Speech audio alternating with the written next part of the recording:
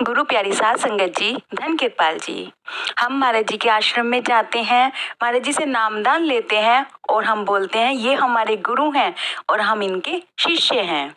पर क्या सही मायनों में हम उनके शिष्य हैं? हम शिष्य बनने लायक हैं? क्योंकि शिष्य को तो बहुत सी कुर्बानियां देनी पड़ती है। आइए जानते हैं इस वृतांत के साथ। एक बार एक शहर का राजा जिसका नाम गोपाल चंद जी था, वो एक बार उनके मन में आई कि मैं संन्यास धारण करूं और मैं दीक्षा लेकर सन्यासी बन जाऊं। उन्होंने कुछ दिन तक इस प्रक्रिया को अपने मन में सोचा और सोचने के बाद उन्होंने ये निर्णय ले लिया कि अब मैं संन्यास धारण करूंगा। और उन्होंने अपनी पत्नियों को छोड़ दिया, अपना राजमहल छोड़ दिया, अपनी माँ को छोड़ दिया और छोड़कर दीक्षा लेने के लिए गोरखनाथ जी के पास चले गए। जब वो गोरखनाथ जी के पास गए तो उन्होंने कहा कि मैं आपका शिष्य बनना चाहता हूँ। उस समय शिष्य बनने के लिए कुछ तो कुर्बानी देनी ही पड़ती थी। तो जब गोरखनाथ जी ने ये बात सुनी तो उनके मन में आया कि ये राजा है, इसको लोक लाज बहुत सताती होगी, तो क्यों ना सबसे पहले इसकी लोक लाज ही छुड़ा दी जाए। उन्होंने कहा ठीक है, अगर तुम शिष्य बनना चाहते हो तो जाकर अपने ही शहर में जहाँ के तुम राजा हो, तुम्हें वहां पर जाकर भिक्षा मांगनी होगी। अब जब गोरखनाथ जी ने उनको कहा तो ये गुरु का आदेश था और वो शिष्य बनना चाहते थे, बड़ी जिज्ञासा थी, वो चले गए भिक्षा मांगने के लिए। जब वो अपने ही शहर में भिक्षा मांगने पहुंचे तो लोगों ने सोचा कि ये तो हमारे राजा हैं और राजा भिक्षा मांगने आए हैं, तो जिससे जितना बन पड़ा उन सब ने उतनी उतनी भिक्षा राजा को दे दी। अब इसके बाद राजमहल का समय आया भिक्षा मांगने का, तो राजा राजमहल में भी भिक्षा मांगने चल दिए।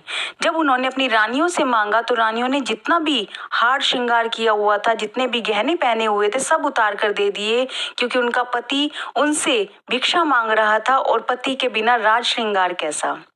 उन्होंने अपने सारे हार श्रृंगार उतारे और राजा के हाथ में थमा दिए भिक्षा के रूप में। जब राजा अपनी माँ के पास भिक्षा मांगने गए तो उन्होंने अपनी माँ से कहा, माँ भिक्षा चाहिए। तो माँ ने कहा कि बेटा भिक्षा तो मैं तुझे बहुत कुछ दे सकती हूँ, पर जो भी धन दौलत दूंगी तू ले जाकर अपने गुरु को दे देगा, वहीं गोरखनाथ जी के पास दे देगा और उसका तुझे कुछ भी फायदा नहीं मिलेगा। पर मैं तुझे कुछ ऐसा देना चाहती हूँ जिससे तुझे उस चीज का फायदा मिले। तो बच्चे ने कहा, हाँ माँ, मुझे तो भिक्षा लेनी है, जो जो कुछ देगा मैं वो ले लूंगा, आप दीजिए, आप क्या देना चाहती हैं। तो माँ ने उनसे कहा कि मैं तुझे 3 बातें बताना चाहती हूँ। इन 3 बातों को हमेशा याद रखना कि तू जब यहाँ से जाए तो अच्छे से अच्छा खाना खाना, अच्छे से अच्छी नींद लेना, मखमल के बिस्तर पर सोना और एक मजबूत मकान में रहना। बच्चे को ये बात समझ नहीं आई। उसने कहा कि माँ, अगर कोई और ये बात कहता तो मैं उसकी इस बात को नकार देता। मुझे समझ नहीं आता कि मैं सोचता ये पागल है जो मुझे ऐसी बातें बोल रहा है। आपको पता है मैं सन्यासी बन चुका हूँ, तो मैं ये सब भोग कैसे भोग सकता हूँ, आपने मुझे ये बात क्यों कही। तब माँ ने उसको समझाया कि बेटा, जो तुम्हें जब बहुत ज्यादा भूख लगे तभी तुम भोजन करना।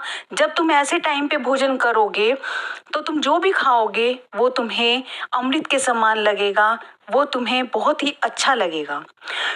और जब तुम उस टाइम पर थक कर बिल्कुल अच्छे से सेवा करके, सारा दिन सेवा करके जब तुम थक जाओगे तो तुम अगर सड़क पर भी सोओगे तो वो रोड़े भी तुम्हें मखमल के बिस्तर के समान लगेंगे और तुम आराम की नींद ले पाओगे।